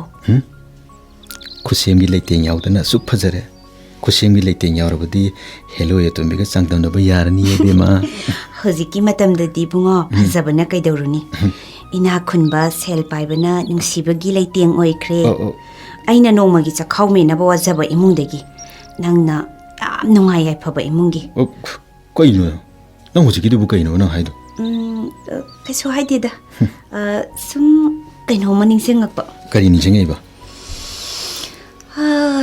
इना खुनबा मीना लाइरबगी अवाबा खंगदे आइगी वाखलददी मी ओइना पोकलबदी तोंगान तोंगानबा मीना हिंगलिबा पुंसी महिंगसे महाव खंगनिंगी अदुदी से आदै जेंगना आदै जेंगना आदा अमोरपा मरकता अंगावबा मन तुमिसे मसिगी पुंसी महिंगसे नंग सोमती येंगना नामती येंगो अदुदी येंगनिंगी आइदी तसेंगना बु येंगनिंगी मागी वाखलददीने माना लेरिबा मफम असे यामना नुंगाइबा फुरादलानेना खंजरिबनी अस नंग सिदेबा पुरा अंगावबी मानसले हे होय बुंगो ngaure आइदी तसेंगना ngaure ꯑꯩꯈꯣꯏꯒꯨꯝꯕ ꯂꯥꯏꯔꯕꯤ ꯑꯃꯅ ꯅꯈꯣꯏꯒꯨꯝꯕ ꯏꯅꯥ ꯈꯨꯟꯕ ꯑꯃꯗ ꯂꯩꯁꯤꯟꯕ ꯍꯥꯏꯕꯁꯦ ꯃꯤꯅ ꯑꯩꯕꯨ ꯑꯁꯥꯎ ꯑꯔꯦꯝ ꯄꯥꯝꯕꯤꯅꯤ ꯍꯥꯏꯅ ꯊꯤꯅ ꯉꯥꯡꯅꯔꯣꯏꯗ꯭ꯔꯣ ꯏꯁ ꯅꯪꯕꯨ ꯃꯤꯅ ꯀꯔꯤ ꯍꯥꯏꯅꯗꯣꯏꯕ ꯃꯁꯥꯒꯤ ꯊꯥꯛ ꯌꯦꯡꯗꯅ ꯑꯍꯦꯟꯕ ꯌꯥꯝ ꯄꯥꯝꯃꯤ ꯅꯨꯡꯉꯥꯏ ꯌꯥꯏꯐꯕ ꯌꯥꯝ ꯊꯤ ꯒꯥꯏꯅ ꯃꯤꯅ ꯀꯣꯏꯍꯥꯏ ꯍꯥꯏꯅꯕꯗꯣ ꯑꯁ ꯑꯩ ꯌꯥꯝ ꯇꯜꯂꯤꯗ ꯅꯨꯡꯁꯤꯕꯁꯤꯕꯨ ꯏꯅꯥ ꯈꯨꯟꯕ ꯈꯛꯀꯤꯔꯕ ꯂꯥꯏꯔꯕꯤ ꯁꯔꯨꯛꯇꯤ ꯌꯥꯎꯗ꯭ꯔꯕ꯭ꯔꯕ ꯍꯣ ꯑꯗꯨꯅ ꯅꯪꯒꯤ ꯋꯥꯍꯩ ꯑꯁ ꯈꯪꯗꯦꯗ ꯈꯜꯂꯔꯣꯏꯗ ꯁꯤꯒꯤ ꯋꯥꯐꯝꯁꯦ ꯍꯦꯛ ꯈꯜꯂꯨꯕꯒꯅꯦ ꯋꯥꯈꯜꯁꯦ ꯑꯅꯥꯕ ꯑꯣꯏꯌꯦꯕ ꯍꯣꯏꯕ ꯑꯗꯨꯃꯥꯏꯅ ꯋꯥꯈꯜꯗꯣ ꯈꯔ ꯆꯥꯎꯊꯣꯛꯑꯣꯕ ꯅꯨꯡꯉꯥꯏꯕ ꯋꯥꯔꯤ ꯇꯧꯁꯤ ꯀꯩꯗꯧꯔꯒꯦ ꯑꯩꯈꯣꯏ ꯑꯅꯤꯒꯤ ꯅꯪ ꯑꯩꯒꯤ ꯋꯥꯔꯤꯗꯤꯅꯦ ꯂꯣꯏꯕ ꯅꯥꯏꯔꯣꯏ इनाकता नंगना लेरबदा ननाकता अइना लेरबदा लोइबा नाइदबा वारीदुदगी अमतंगदि हायुदना इमानबी सिंह हाइरिबा करी हाइबा काइनाबसे याम वाइ हाइ आइदी नंगा काइनरदी अंगावबी होइदौ माले आइदेबा नंगा काइनरबा सुंगाव होय ngawbiro ओ अदुना ताकपदी आइगा काइनरदी नंग कइमता खलोय नुपी अमा कोक थिदोकनी सिनट्रो नंग हाइनिंगिसे अदुमना खलसु काइदे ए ओ फरे फरे अदुदिने नंग थंत लेजहरो आइसे नाइखो बा नाइखो अमत फमो नाइखो सावगिनोबा से अमत फमोबा फागी तौबनेबा अंगावबी ओइबदगिदी थोइसनबने हेना फत्राबा करीदा फरिनो ए मावबु ngawखरदी नंबु अयमुन निसिंगलरोय हा तोंगानबा ताइबं पानमद लेखरनी थोइसनदि नंग काइनरबसु नंग सुम निसिंगदुना लेदुइनी करमना लेदुइबा नंग अइ फमिनखिबा ꯅꯨꯡꯁꯤ ꯋꯥꯔꯤ ꯁꯥꯈꯤꯕ ꯀꯌꯥ ꯀꯌꯥꯗꯣ ꯅꯤꯡꯁꯤꯡꯗꯅ ꯅꯪꯒ ꯀꯥꯏꯅꯗ꯭ꯔꯤ ꯈꯟꯗꯅ ꯅꯨꯡꯉꯥꯏꯕ ꯃꯪꯂꯥꯟ ꯑꯃꯗ ꯇꯥꯎꯔꯒ ꯂꯦꯟꯗꯣꯏꯕ ꯑꯣ ꯑꯗꯨꯗꯤ ꯐꯔꯦ ꯐꯔꯦ ꯑꯩꯁꯨ ꯀꯔꯤꯒꯨꯝꯕ ꯅꯪꯒ ꯀꯥꯏꯅꯔꯕꯗꯤꯅꯦ ꯀꯩꯗꯧꯗꯣꯏꯕ ꯑꯉꯥꯎꯕꯤꯒ ꯑꯃꯠꯇ ꯑꯣꯏꯔꯔꯣꯏꯗ ꯑꯦ ꯑꯩꯁꯨ ꯌꯥꯝ ꯊꯣꯏꯆꯠꯅꯕꯤ ꯑꯦ. ꯁꯛꯀ ꯌꯥꯝ ꯈꯦꯡꯕꯤꯗꯣ ꯑꯣꯏꯔꯕ ꯑꯗꯨꯒ ꯅꯪꯕꯨꯗꯤ ꯁꯨꯝ ꯅꯤꯡꯁꯤꯡꯉꯒ ꯂꯩꯕ ꯑꯗꯨꯗꯤ ꯌꯥꯔꯕ ꯅꯠꯇ꯭ꯔꯣ ꯈꯪꯗꯦꯗ ꯇꯥꯃꯉꯥ ꯑꯩꯗꯤ ꯅꯪꯕꯨ ꯅꯨꯡꯁꯤꯕꯁꯦ ꯅꯣꯡꯃ ꯅꯣꯡꯃꯒꯤ ꯁꯨꯝ ꯍꯦꯜꯂꯛꯏ ꯑꯩꯅ ꯍꯥꯟꯅ ꯅꯨꯡꯁꯤꯔꯨꯕꯅ ꯑꯩꯅ ꯋꯥꯕ ꯍꯦꯜꯂꯤꯅꯦ ꯈꯪꯗꯦꯗ ꯅꯪꯒꯤ ꯋꯥꯈꯜꯗ ꯇꯧꯔꯤꯉꯩ ꯇꯨꯡꯒꯤ ꯃꯥꯡꯒꯤ ꯈꯟꯕ ꯀꯩꯝꯇ ꯇꯧꯗ꯭ꯔꯦ ꯑꯩꯁꯦ ꯀꯔꯤꯒꯨꯝꯕꯗ ꯇꯥꯃꯉꯥꯜꯅ ꯑꯩꯕꯨ ꯃꯤꯔꯥꯏꯕꯤꯒꯦ ꯈꯜꯂꯛꯑꯕꯗꯤꯅꯦ ꯑꯩꯒꯤ ꯋꯥꯔꯤ ꯑꯩꯒꯤ ꯄꯨꯟꯁꯤꯁꯤꯡꯗꯣ ꯅꯤꯡꯁꯤꯡꯉꯒ ꯑꯩꯕꯨꯁꯨ ꯅꯨꯡꯁꯤꯕꯤꯌꯨꯀꯣ ꯅꯨꯡꯁꯤꯕꯅ ꯍꯦꯜꯂꯕ ꯏꯕꯥꯅꯤꯅ ꯅꯤꯡꯅꯕꯅ ꯀꯜꯂꯕ ꯀꯅꯥꯅ ꯀꯩ ꯇꯧꯕ ꯉꯝꯗꯣꯏꯅꯣ ꯍꯥ ꯑꯩꯈꯣꯏꯅꯤꯗ ꯀꯅꯥꯅ ꯀꯩ ꯇꯧꯕ ꯉꯝꯗꯣꯏꯅꯣ ꯑꯩꯗꯤꯅꯦ ꯅꯪꯒꯤꯗꯃꯛꯇ ꯂꯦꯞꯈ꯭ꯔꯕꯅꯤ ꯃꯄꯣꯛꯁꯤꯃꯒꯤ ꯑꯣꯏꯅ ꯅꯅꯥꯛꯇꯕꯨ ꯂꯩꯔꯕꯗꯤ ꯑꯩꯗꯤꯅꯦ ꯑꯀꯤꯕ ꯑꯃꯠꯇ ꯂꯩꯇꯦ ꯏꯊꯟꯇ ꯂꯩꯔꯒꯗꯤꯅꯦ ꯋꯥꯈꯜꯁꯦ ꯀꯩ ꯀꯩꯅꯣ ꯃꯑꯣꯜ ꯃꯑꯣꯜ ꯌꯥꯝ ꯈꯜꯂꯤ ꯑꯀꯤ ꯑꯈꯪꯗꯣ ꯄꯣꯛꯇꯅꯕ ꯇꯣꯏꯅ ꯎꯅꯔꯁꯤꯔꯥ ꯑꯗꯨꯅ ꯐꯔꯗ꯭ꯔꯣ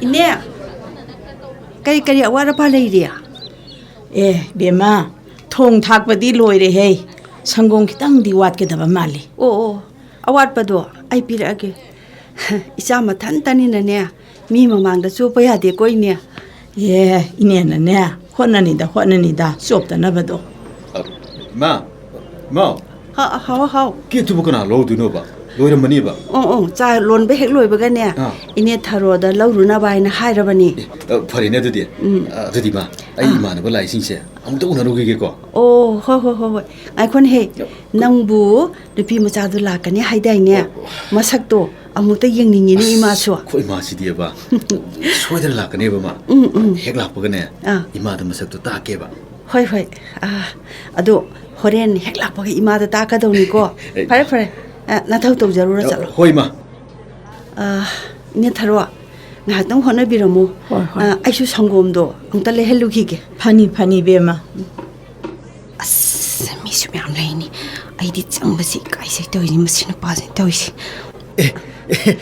ꯂꯥꯛꯑꯣ ꯊꯣꯏꯕꯤ ꯂꯥꯛꯑꯣ ꯆꯪꯉꯣ ꯂꯥꯛꯑꯣ ꯑꯩ ꯈꯔ ꯊꯦꯡꯈ꯭ꯔꯦꯕ ꯍꯦꯄꯤ ꯕꯔꯊꯗꯦ ꯊꯦꯡꯛ ꯌꯨ ꯁꯦ ꯅꯪꯒꯤ ꯒꯤꯐ ꯑꯃ ꯄꯨꯔꯛꯄꯅꯤ ꯁꯤ ꯂꯧꯁꯜꯂꯨ ꯀꯔꯤꯕꯨ ꯋꯥꯔꯤ ꯁꯥꯅꯁꯤꯕꯣ ꯍꯥꯡꯕꯗꯤ ꯌꯥꯗꯦ ꯀꯣꯟꯅ ꯍꯥꯡꯉꯣꯕ ꯐꯔꯦ ꯑꯩꯗꯤ ꯅꯁꯛꯄꯨ ꯈꯪꯉꯨꯗ꯭ꯔꯦꯅꯦ 이스 그이노 하이시버 ꯌꯥꯝ ꯊꯤꯔꯕꯣ ꯍꯦ ꯊꯤꯕꯩ ꯋꯥ ꯅꯠꯇꯦꯗ ꯁꯤꯗꯤ ꯄꯨꯔꯥ ꯍꯦꯔꯣ ꯑꯇꯣꯝꯕꯤꯗ ꯇꯣꯝꯕꯤꯅꯤ ꯀꯩꯅꯣ ꯏꯕꯨꯡꯉꯣ 이베마시나 가나노 이마 시니 ꯑꯩꯅ ꯍꯥꯏꯕꯗꯣ 오 이마 칸게 이자디 마삭나 파자리바 라오 이마가 분는네 케이크 깎고 야오라시 손대 장아시 라오 호이 손대 라오 이마 케이크도 호주 포기 억지시고 뿌럭뜨리브라봐 하이 베마 나쿤비 세세 깨다. 케이크 하이드 솜다 레이레세 하이마 간트시디야 이스 이모기마 피마론 시디 로이네 봄따이 따이레다나 케이크까지 론 kaino to sibo sinna pai da sibo kaino to sibo 케이크까지 론 까이레봐 ako ibema ai imam ta te thoke sana gina fi maronda 이마 시 한우비시 너트러버디 거기 시보 미나 안 들리더라봐 이붕어 이만 소이크레 soibedo ine ta na ma di sa deko 호주 푸덕시대 까이데 케이크 노 엄로도 시보 manga 야레시 수크레디나 이붕어 아이 생라기 케이크도 아이 하우징 막 라우자루라게 hoine ai sune onthok pa hal ma te hek thabak sinnaru bai duni ai ko bema ai ko ne nangbu ma kadom chakhrage ni he 이마 kadom chakhra 혹시도 아이기 만인데 리퍼만이네 그동 놈 저거잖아 야 도비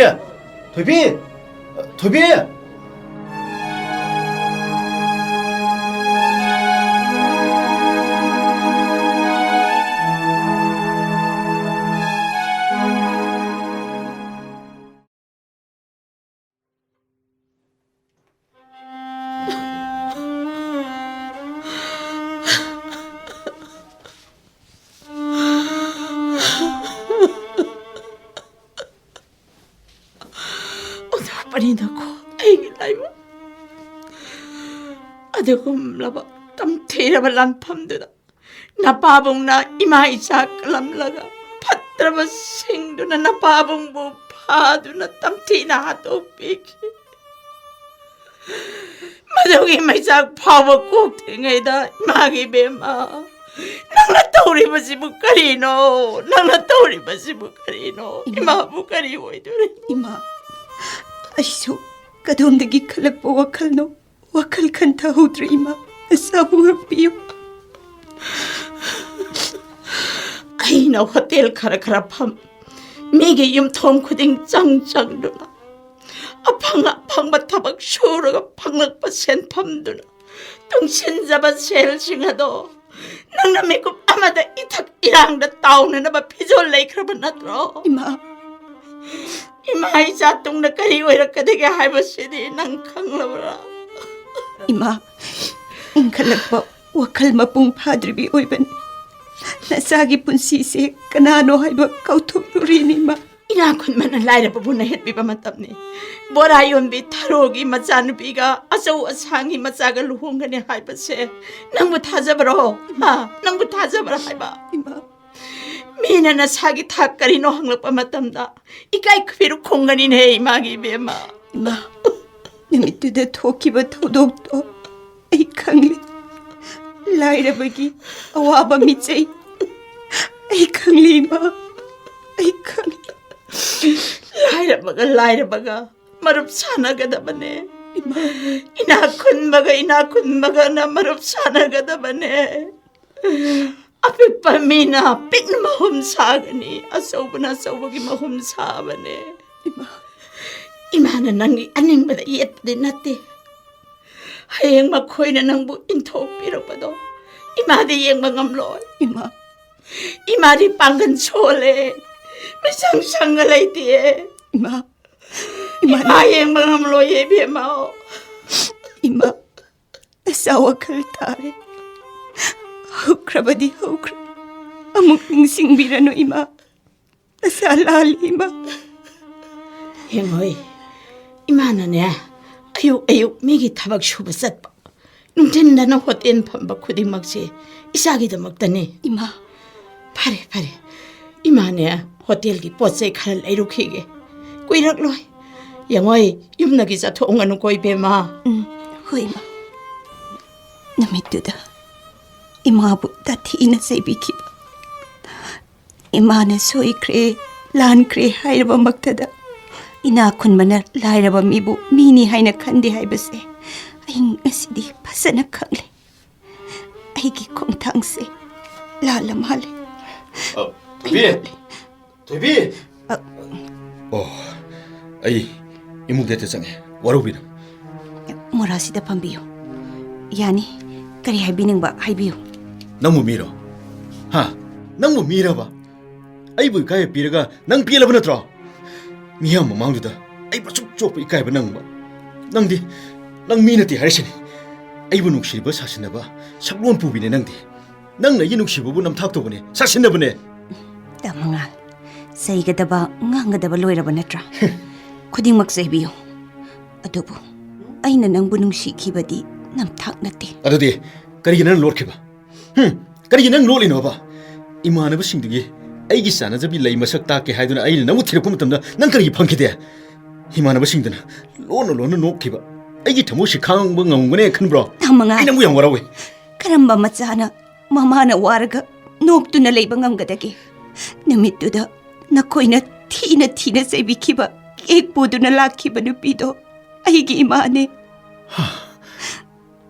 nangi man ima ma aibu hek pokpi aigi imane masa aibu ubada pakhatpadagi kek to leimaida takhibani aina maram oiraga imana kek to leimaida thadakibani imada ngangba ayengba ngamkhidi aduna ai nafamdagi lapthoktuna lakhibani Toibi maduda nangi mane khangamadi aishu ima su nganglamdaba ya nang madugi namakta di ngakpiro oh aigi ima ꯈꯪꯗꯕꯒꯤ ꯉꯥꯡꯕꯅꯤ ꯁꯤ ꯅꯠꯇ꯭ꯔꯥ ꯑꯇꯣꯞꯄ ꯀꯅꯥꯒꯤ ꯃꯃꯥ ꯑꯣꯏꯔꯕꯗꯤ ꯂꯥꯏꯔꯕꯤꯕꯨ ꯍꯟꯊꯅ ꯉꯥꯡꯕ ꯌꯥꯏ ꯑꯁꯤ ꯅꯠꯇ꯭ꯔꯥ ꯑꯩꯗꯤ ꯃꯃꯥꯡꯗꯒꯤ ꯍꯥꯏꯖꯈꯤꯕꯅꯤ ꯅꯪꯒ ꯑꯩꯒ ꯊꯥꯛ ꯃꯥꯟꯅꯗꯦ ꯑꯩꯗꯤ ꯑꯩꯒ ꯊꯥꯛ ꯃꯥꯟꯅꯕ ꯅꯠꯇ꯭ꯔꯒꯅ ꯑꯩꯉꯣꯟꯗꯒꯤ ꯍꯟꯊꯕ ꯃꯤꯒ ꯑꯩꯒ ꯂꯣꯏꯅꯒꯅꯤ ꯍꯥꯏꯅ ꯅꯪꯒ ꯑꯩꯒ ꯊꯥꯛ ꯃꯥꯟꯅꯔꯤꯁꯤꯗꯤ ꯐꯔꯦ ꯅꯪ ꯑꯩꯒ ꯊꯥꯛ ꯃꯥꯟꯅꯩ ꯍꯥꯏꯕ ꯅꯠꯇ꯭ꯔꯥ ꯌꯦꯡꯉꯣ ꯇꯨ ꯂꯩꯄꯥꯛꯁꯤꯗ ꯄꯥꯈꯜꯁꯤꯒꯤ ꯃꯅꯨꯡꯗ ꯂꯩꯄꯥꯛꯇ ꯊꯥꯔꯒ ꯇꯨꯝꯕꯁꯤ ꯅꯪ ꯉꯝꯒꯗ꯭ꯔꯥ ꯌꯦꯡꯉꯣ ꯑꯁꯨꯝꯅ ꯄꯨꯟꯁꯤ ꯂꯦꯟꯕꯁꯤ ꯅꯪ ꯉꯝꯒꯗ꯭ꯔꯥ ꯊꯣꯏꯕꯤ ꯑꯍꯤꯡ ꯂꯦꯜꯂꯕ ꯆꯥꯛ ꯆꯥꯖꯤꯛ ꯑꯁꯤꯗ ꯏꯁꯤꯡ ꯆꯥꯝꯗꯨꯅ ꯃꯁꯤꯡ ꯈꯪꯗꯕ ꯅꯨꯃꯤꯠ ꯀꯌꯥ ꯆꯥꯔꯛꯈꯤꯕꯅꯤ ꯑꯁꯤꯒꯨꯝꯕ ꯄꯨꯟꯁꯤ ꯃꯍꯤꯡ ꯑꯁꯤꯗ ꯅꯍꯥꯛ ꯑꯩꯒ ꯂꯣꯏꯅꯕ ꯉꯝꯒꯗ꯭ꯔꯥ ꯈꯨꯝꯃꯣ ꯉꯝꯃꯣꯏ ꯅꯠꯇ꯭ꯔꯥ ꯅꯍꯥꯛ ꯉꯝꯃꯣꯏ ꯑꯩ ꯈꯪꯉꯤ ꯅꯍꯥꯛ ꯉꯝꯃꯣꯏ ꯍꯥꯏꯕ ꯑꯁꯤꯒꯨꯝꯕ ꯍꯟꯊꯕ ꯇꯣꯜꯂꯕꯤ ꯂꯥꯏꯔꯕꯤ ꯑꯩꯒ ꯅꯈꯣꯏꯒ ꯊꯥꯛ ꯌꯥꯝ ꯈꯦꯠꯅꯩ ꯊꯣꯏꯕꯤ ꯀꯃꯉꯥꯜ ꯅꯪꯒ ꯑꯩꯒꯒꯤ ꯄꯨꯟꯁꯤ ꯂꯝꯕꯤ ꯌꯥꯝꯅ ꯂꯥꯞꯅꯩ ꯅꯪꯅ ꯈꯨꯝꯅꯕꯗꯨꯅ ꯇꯥꯛꯑꯦ ꯅꯪ ꯃꯁꯤ ꯍꯩꯅꯔꯣꯏ ꯍꯩꯅꯐꯝꯁꯨ ꯊꯣꯛꯇꯦ ꯊꯣꯏꯕꯤ ꯐꯔꯦ ꯀꯃꯉꯥꯜ ꯑꯩꯁꯨ ꯏꯟꯈꯠꯂꯛꯄ ꯅꯍꯥꯒꯤ ꯄꯨꯟꯁꯤ ꯑꯣꯏꯔꯨꯕꯅꯤꯅ ꯉꯥꯏꯍꯥꯛꯀꯤ ꯋꯥꯈꯜꯗ ꯄꯪꯊꯔꯨꯔꯦ ꯆꯠꯂꯣ ꯉꯁꯤꯗꯤ ꯅꯪ ꯑꯩꯉꯣꯟꯗꯒꯤ ꯂꯥꯞꯅ ꯆꯠꯈ꯭ꯔꯣ ꯑꯩꯕꯨ ꯏꯊꯟꯇ ꯊꯝꯕꯤꯔꯝꯃꯣ ꯆꯠꯈ꯭ꯔꯣ ꯀꯃꯉꯥꯜ ꯅꯪ ꯆꯠꯈ꯭ꯔꯣ ꯊꯣꯏꯕꯤ ꯅꯪꯅ ꯃꯗꯨ ꯌꯧꯔꯕꯗꯤ ꯀꯔꯤꯒꯨꯝꯕ ꯑꯩꯅ ꯅꯪꯕꯨ ꯅꯨꯡꯁꯤꯕꯃꯛꯇ ꯑꯣꯏꯔꯝꯂꯕꯗꯤ ꯅꯪꯅ ꯂꯦꯟꯕ ꯄꯨꯟꯁꯤ ꯃꯍꯤꯡꯗꯣ ꯑꯩꯁꯨ ꯂꯦꯟꯕ ꯉꯝꯖꯔꯒꯦ ꯑꯩ ꯆꯠꯂꯒꯦ ꯑꯗꯨꯕꯨ ꯑꯩꯅ ꯅꯪꯕꯨ ꯅꯨꯡꯁꯤꯕꯗ ꯑꯔꯣꯏꯕ ꯑꯃꯁꯨꯡ ꯑꯍꯧꯕꯅꯤ ꯍꯥꯏꯕꯁꯤꯃꯗꯤ ꯅꯪ ꯈꯪꯕꯤꯌꯨꯀꯣ ꯑꯩ ꯆꯠꯂꯦ ꯀꯃꯉꯥꯜ ꯅꯪ ꯑꯩꯕꯨ ꯋꯥꯔꯧꯒꯅꯨꯀꯣ ꯀꯃꯉꯥꯜ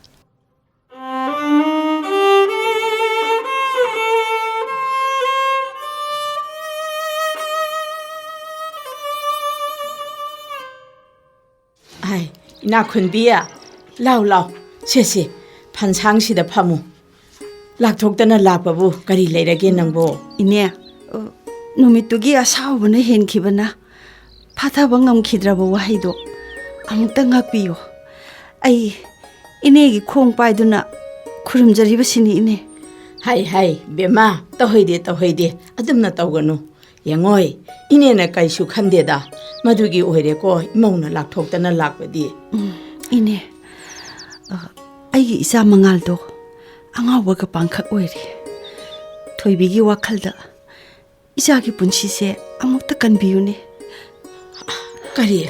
ꯀꯔꯤ ꯍꯥꯏꯕ ꯏꯆꯥ ꯊꯣꯏꯕꯤꯒꯤ ꯋꯥꯈꯜꯗ ꯏꯅꯦ ꯐꯖꯕ ꯐꯤꯖꯣꯜ ꯐꯖꯕ ꯌꯨꯝ ꯃꯉꯣꯟꯗ ꯆꯪꯗ꯭ꯔꯦ ꯄꯥꯈꯜ ꯑꯃꯗ ꯂꯩꯃꯥꯏꯗ ꯇꯨꯝꯃꯒ ꯂꯦꯜꯂꯛꯄꯁꯦ ꯊꯥ ꯐꯥꯖꯤꯜꯂꯛꯑꯦ ꯀꯔꯤꯒꯤꯅꯣꯅꯦ ꯃꯥꯅ ꯑꯗꯨꯝꯅ ꯇꯧꯔꯤꯁꯤꯕꯣ ꯃꯁꯤꯗꯁꯨ ꯅꯠꯇꯦꯅꯦ ꯑꯍꯥꯎꯕ ꯆꯥꯛ ꯏꯟꯁꯥꯡ ꯆꯥꯈꯤꯗ꯭ꯔꯦ ꯂꯩꯀꯥꯏꯅ ꯆꯤꯕꯣꯟ ꯉꯥꯎꯔꯦꯅ ꯉꯥꯡꯅꯕ ꯃꯃꯥ ꯑꯩ ꯇꯥꯕ ꯉꯝꯗ꯭ꯔꯦ ꯏꯅꯦ ꯑꯗꯨꯅ ꯏꯅꯦꯒꯤ ꯏꯆꯥꯅꯨꯄꯤꯗꯣ ꯏꯃꯧ ꯑꯣꯏꯖꯔꯒꯦꯅ ꯍꯥꯏꯖꯕ ꯂꯥꯛꯆꯔꯤꯕꯅꯦ ꯏꯅꯦ ꯍꯦ ꯕꯦꯝꯃ ꯑꯩꯈꯣꯏꯒꯨꯝꯕ ꯇꯣꯜꯂꯕ ꯃꯤꯑꯣꯏ ꯑꯃꯗꯅꯦ ꯑꯗꯨꯝꯅ ꯅꯣꯟꯖꯒꯗꯕ ꯅꯠꯇꯦ ꯑꯩꯈꯣꯏꯅ ꯑꯣꯏꯅ ꯅꯣꯟꯖꯒꯗꯕꯅꯤꯅꯦ ꯏꯅꯦ ꯅꯤꯡꯊꯧꯗꯁꯨ ꯃꯩꯇꯥꯟ ꯋꯥꯠꯂꯤ ꯍꯥꯏꯅꯔꯤꯕꯅꯤ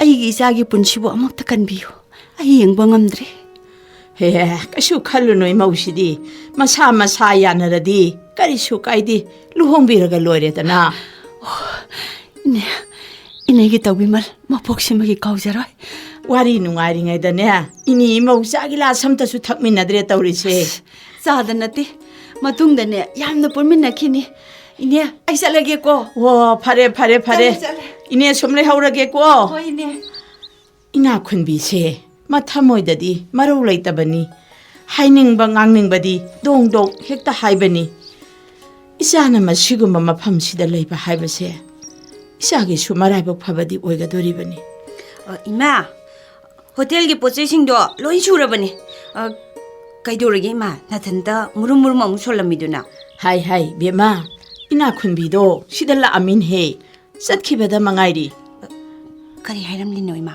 ꯃꯆꯥ ꯃꯉꯥꯜꯗꯣ ꯃꯤꯅ ꯉꯥꯎꯔꯦ ꯍꯥꯏꯅꯔꯦꯅ ꯍꯥꯏꯔꯝꯃꯤꯅꯦ ꯍꯣꯏ ꯌꯨꯝ ꯐꯖꯕꯗ ꯂꯩꯌꯨ ꯌꯥꯗꯦ ꯄꯥꯈꯜ ꯑꯃ ꯁꯥꯔꯒ ꯃꯅꯨꯡꯗꯨꯗ ꯃꯊꯟꯗ ꯂꯩꯌꯦꯅ ꯍꯥꯏꯅꯦ ꯃꯃꯥꯅ ꯇꯝꯕꯗ ꯑꯗꯣ ꯏꯃꯥ ꯃꯣꯏ ꯃꯃꯥꯅ ꯀꯩ ꯍꯥꯏꯔꯝꯃꯤꯅꯣ ꯍꯣ ꯏꯆꯥꯒꯤ ꯄꯨꯟꯁꯤ ꯃꯥꯡꯂꯅꯤ ꯏꯆꯥꯒꯤ ꯄꯨꯟꯁꯤ ꯑꯃꯨꯛꯇꯪ ꯀꯟꯕꯤꯌꯣ ꯍꯥꯏꯅ ꯂꯥꯛꯑꯝꯃꯤꯕꯅꯤꯅꯦ ꯏꯕꯦꯝꯃ ꯅꯪꯕꯨ ꯏꯃꯥꯅꯗꯤ ꯀꯔꯤ ꯈꯨꯝꯈꯤ ꯍꯣꯏ ꯏꯃꯥ ꯀꯔꯤꯁꯨ ꯍꯥꯏꯈꯤꯗꯦ ꯃꯁꯥ ꯃꯁꯥ ꯌꯥꯅꯖꯔꯕꯗꯤ ꯀꯣ ꯍꯦꯛ ꯂꯨꯍꯣꯡꯊꯣꯛꯄꯤꯔꯒ ꯂꯣꯏꯔꯦꯗꯅ ꯍꯥꯏꯈꯤꯅꯦ ꯏꯕꯦꯝꯃ ꯏꯃꯥꯅ ꯏꯃꯥ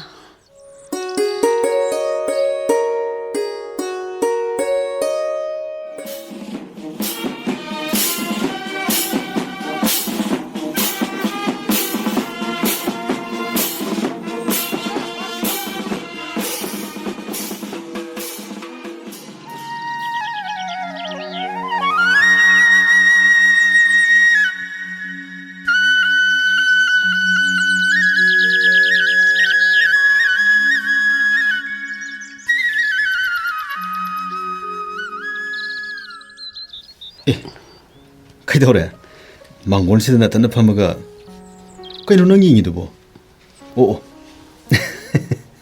ꯑꯩꯅ ꯂꯩꯔꯝꯕ ꯁꯪꯇꯞꯁꯤ ꯑꯁꯤ ꯑꯣꯏꯔꯃꯥꯅꯦꯅ ꯅꯪ ꯌꯦꯡꯉꯤꯁꯦ ꯃꯥꯅꯤ ꯑꯩꯅ ꯌꯦꯡꯂꯤꯁꯦ ꯁꯪꯇꯞꯁꯦ ꯑꯁꯤꯗ ꯌꯦꯡꯉꯤꯅꯤ ꯌꯥꯝ ꯅꯨꯡꯁꯤꯕ ꯄꯨꯟꯁꯤꯁꯦ ꯍꯣꯡꯕ ꯅꯥꯏꯀꯣ ꯅꯪꯒꯤꯗꯤ ꯈꯪꯗꯦ ꯑꯩꯅ ꯅꯪꯕꯨ ꯅꯨꯡꯁꯤꯕꯗꯅꯦ ꯁꯨꯡꯍꯣꯡ ꯍꯣꯡꯉꯔꯣꯏ ꯅꯪꯅ ꯑꯩꯒꯤ ꯄꯨꯟꯁꯤ ꯃꯍꯤꯡ ꯃꯇꯧ ꯇꯝꯗꯨꯅ ꯂꯩꯔꯝꯕ ꯁꯪꯇꯞꯁꯦ ꯑꯩꯒꯤ ꯄꯨꯟꯁꯤ ꯑꯣꯏꯔꯕꯅꯤ ꯍꯧꯖꯤꯛꯇꯤ ꯅꯪ ꯑꯩ ꯊꯨꯡꯅꯔꯦ ꯅꯪꯒꯤ ꯄꯨꯟꯁꯤ ꯑꯩꯒꯤ ꯄꯨꯟꯁꯤ ꯃꯍꯥꯎ ꯈꯪꯅꯔꯦꯗꯅ ꯍꯧꯖꯤꯛꯅ ꯐꯖꯔꯕ ꯕꯤꯜꯗꯤꯡ ꯅꯨꯡꯉꯥꯏꯔꯕ ꯃꯣꯟꯗꯨꯝ ꯃꯟꯇꯤꯛ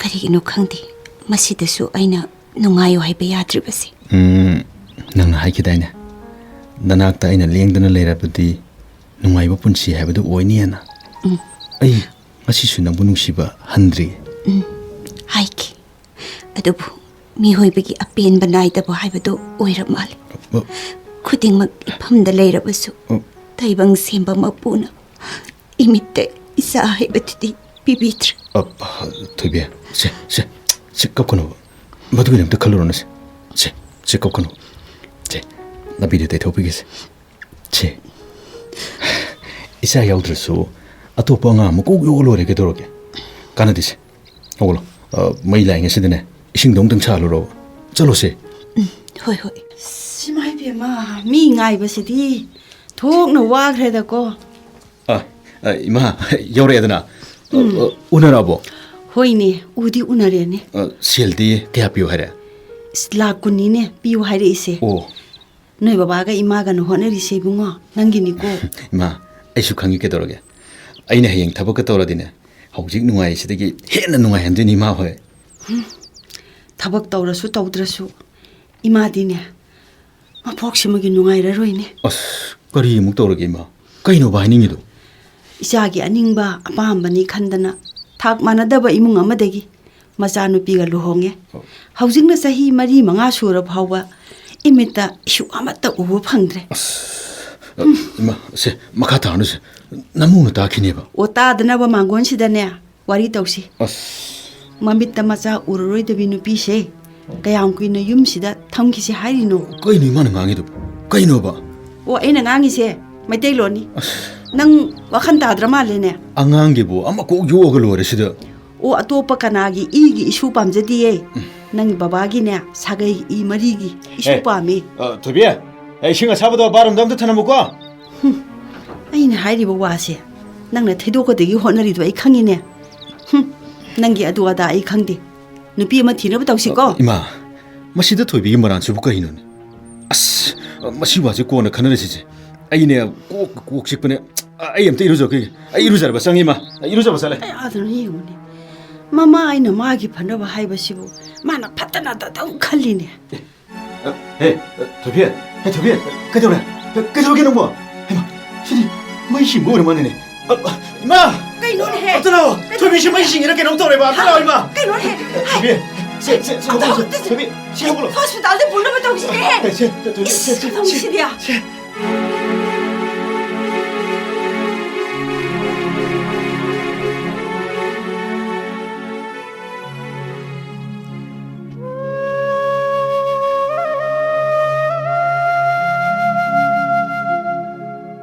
시 아이 юм니네 까나노나 아이 불로불라 이도 아이디 잘로이 아이 юм다 좀 라이니 아이 잘로이 이마기 베마 낭부 나마 이마사 캉드러브로 붕어 망알 이마 낭디 와팜시다 까리 하이닝이바 이마 시대 숨내지라서는다 뚜뚜뚜뚜 영어 뚜뚜 아다 우리 배염새 아시세 아이기 юм니 너코이 까납다 레이베 야로 아이디네 아시데 딱다 레이데네 아이살라게 아이 юм다 누이 락베 야로고 아시 아이기 юм니 아이살라게 그이노 낭 또리 몸시고 이니야 시다 숨 레저라 산우다 이사 망알게 수칼라가 파레 레자라 사누 영호이 이마우나 체나바 와르가 주네 이네가 아무 라이바 하이바두니 이네 뭐 여루키게 꼬이베마 파니네 붕어 이모도 상답시다 짱그리니 까리 떠리노 엉태 형어서 호이마 까리노네 내 덕버더리시보 아이 자시보 아숨나 좀 렌부 따르버라네 마드디 야로이 마누피 아마 티드바 야로이 이자 망바 야로이 되비에 시 라오스 낭가나노 좀 늦장을 라와 낭가나노 아이부 파블라 이러 아이부 파노 바 아이 낭기 망하네 낭 아이부 강드러브로 망알 망알 딱이 금따위 낭 아이가 티나시라 이반니 티나시라 바 호이 디네시야 adudi hayo nupiga nupaga tinaraga amuk lapna basa mina haiba yam wai hai adudi ibani tinaraga lapna radi kamai tawni 되비 낭시 까람바 마tamda 와칼 따가다게 아이 와리네 되비 kakunue nupa ningana nupiga maladan se tu si thori se payo sigi kanganje si tu si kangamje ba ndangna si amta khanse ba ibani amta khanse ba 되비 ado nangi photo letra ba engon amtang piyo 비게 레르무거나 nangaize ngasidi photo amasu porani to noi langano ko mi angang sumi langano ba to maramok pani to langano angang sumi ba langano ba 시 낭리 얘기 해봐 포토더니 시 영어세 아이고 땀나 angang tummi hai ba to 시기 photo sidi yummy he sida poloi selib nupi se kanano sibo tu si kanano 되비 낭이나 색보니 싱드르브라 아이디냐 아이코 애니티나 바다 미 야환 바세 am talida ado mi yaudaba nang khatangi photo oina lauragi leitroba 마카타고 포토 매am 여리버네 이영어세 시 영어보 매am시 si lauragi ado nang chalo ba si nang chalo yarani ba chalo ai thonglo lagi ba chalo habani chalo harago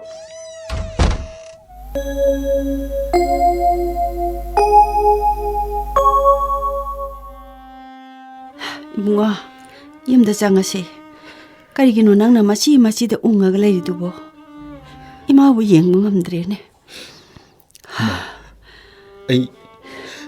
아이 닝드레이마 마기붕어 करीगिनो आई बो सुमने हिंगल सिबु करीगिनो आई ngoंद किदनी पिरमी बो महाकु आई वारोइमा करीगिनो माना इबो हिंगल सिबु करीगिनो आई हिंगिंद्रे मा आई हिंगिंद्रे 붕어 이마수 까리 하이가더버노 캉드레 아이수 따이벙 시엠바 마부 마수 와로이 삐크라바 이수세 타맘마가 마마아부나 아시바기 레이박다 부비키바 아두부 코딩막시 본시니 칸다나 팅나바 따바니니 마 आई अमोना कपुर थैबिसु हिंगलिब्रा 시크ꯕ꯭라 하이버수 ꯈꯪꯗꯦ ꯑꯗꯨꯒ ꯏꯃꯥ ꯃꯥꯅ ꯂꯩꯔꯝꯕ ꯁꯪꯇꯞꯁꯤ ꯎꯔꯒ ꯑꯩꯒꯤ ꯄꯨꯛꯅꯤꯡꯕꯨ ꯅꯧꯊꯍꯜꯂꯦ ꯏꯃꯥ ꯑꯩ ꯁꯪꯇꯞꯁꯤ ꯁꯤꯗꯣꯛꯑꯒꯦ ꯏꯃꯥ ꯃꯥꯒꯤ ꯁꯪꯇꯞꯁꯤ ꯁꯤꯗꯣꯛꯑꯒꯦ ꯏꯃꯥ ꯀꯔꯤ ꯍꯥꯏꯕ ꯊꯣꯏꯕꯤ ꯍꯥꯏꯕ ꯑꯩꯒꯤ ꯏꯆꯥꯒꯤ ꯄꯨꯟꯁꯤ ꯀꯟꯅꯅꯕ ꯑꯉꯥꯎꯕꯤꯗꯣ ꯏꯃꯧꯒ ꯑꯩꯒꯅ ꯊꯦꯝꯗꯨꯅ ꯆꯦꯟꯅꯥꯏꯗ ꯄꯨꯈꯤ ꯃꯥꯒꯤ ꯀꯤꯗꯅꯤ ꯅꯥꯝꯃ ꯂꯧꯊꯣꯛꯂꯒ ꯏꯆꯥꯗ ꯍꯥꯞꯈꯤ ꯏꯃꯥ ꯀꯩꯗꯧꯔꯦ ꯃꯔꯨꯝ ꯁꯣꯜꯂꯗꯤ ꯀꯩꯗꯧꯔꯦ ꯏꯃꯥ 이마기 붕어 영화에 토비레이 토비레이 그리 해봐 이마 마행이에 이마는 내 타모이 빅빅 오르버나 이자기 분시다부 갈라바디 하이던 마기 기드니 나마 이자도 비한 기분이네 그래 토이비기 기드니 나마나 아기 분시 갈래 이마 영화에 난동 자회다네 이마는 마부 탐이 라오 이모부 로비로라시 ngaubi khandana aina mabu imabu phanana ba soiduna layengani ine tharona machabu thibadane angaubi gomlabani ai lan kare ine tharoda su paupi ko lao imabu hojmak lobiru se lao kari ai ki thoi bi hinge ba chakane ai hojmak chakane ai ki thoi bi loru kane ai hojmak chakane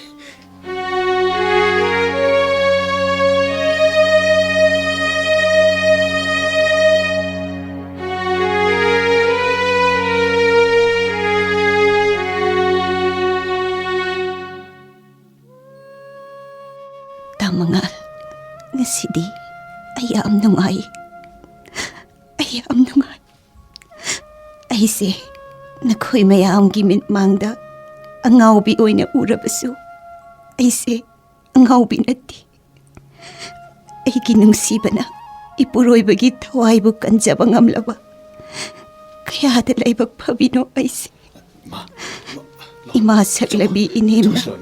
Mamit na matsuzaning bagi kaulang ba po naman. Iyay pa naman. Ay na, ang aubi gisaklon law kibani. Ay ang aubi nati. Akan ba sa po kaya na. Tamo, naagpo ipam na gilap na humtok rabaso. Ay ginong siba di na naagtagimikop ang matalap to ko eh. Ado po. Nakoy po naman set kro. Nasidi ay kanada supin da malaytra. Nakoy loy na load kro. Ay gimit maangda kanabo suhalano. Ang aubigi saglon sida. Ay gimapok si madi. Ano maglin kragi. Baby. Photo da uba. Ay gimarup to netra. Ay ya. Nay saloy lairo. Ado ay nanga tinararoi. Hojiktiне nanga tinarasu yare ba. Ay tanda dum lairage ba. Chalo, nay chalo. Ay nakta la anu chakro ba. Nay chalo ba. Nang ngoksinano. Nang angawbi nati haiba ay khange. Ay gi nungsibadagi nanggi nungsibane hena kankre. Kaino nangna ay gidamak torolema mayam sibo. Ay napamda lale. Nang yaudana ay hingba ngamoy thoibi. Ipamdagi nang lahamna sakhiba yaroy. Tamangal. Bema, thoibi. Apangbi inem na yam na lan kre. Imawgya khangkan ba kathok pangambagi gunduna. Ay gipungni wakan sumat kre. Inyong thoibi. Asuk sanglaba matamse nangna angawbigi saklo lawduna kaya da chawna kathoklamniwa ngasidi aina tawruba iran isana yazare masida taibang semba mapuna piba seira imana harawna logani mamangi hokkiba thawdo kawthoknaraga pikliba isusegi khallaga anoba mapo amada higminnara sikoibe Ima, ꯀꯅꯥꯅꯁꯨ ꯑꯩꯉꯣꯟꯗ ꯏꯟꯁꯤꯟꯕ ꯅꯠꯇꯤꯌꯦ ꯏꯃꯥ ꯑꯩꯅ ꯑꯩꯒꯤ ꯇꯥꯃꯉꯥꯜꯕꯨ ꯅꯨꯡꯁꯤꯕꯒꯤꯗꯃꯛ ꯑꯩ ꯏꯁꯥꯅ ꯌꯥꯅ ꯑꯩꯒꯤ kidney ꯅꯥꯝꯃ ꯃꯥꯒꯤ ꯊꯋꯥꯏꯒꯤꯗꯃꯛꯇ ꯀꯠꯊꯣꯛꯈꯤꯕꯅꯤ ꯑꯩꯉꯣꯟꯗ ꯀꯅꯥꯁꯨ ꯏꯟꯁꯤꯟꯗꯨꯅ ꯐꯥꯗꯨꯅ ꯑꯩꯕꯨ ꯄꯨꯈꯤꯕ ꯅꯠꯇꯤꯌꯦ ꯏꯃꯥ 이마기 베마 이마 이사부 까리 톨렁가되게 간바다 아수기 마틱 이마는 와 이마 아행까야 똥키데 ngasi디 이사는 나 뿌리백이다 막다 쇼니 칼라가 낭기 라이자만 나 타오나 나링젠 낭나까 톡람바시 우라가 이마는 아수기 마틱 베레 이마 나 뿌리백이 쇼니 하이나리바두니 헤베마 낭나 나 뿌리백 간바다 낭기 짜오르바 타오랑 로람바세 ख्वाइदगी लाइबक फबिने जादी इमा लाइरब अखोइना तौबा ngamba ina khunबना तौबा ngमदबसु लै हाइबसे ngasiगी तुंगी मिरोल मिरोना खंगौर सनु को इमागी बेमा इमा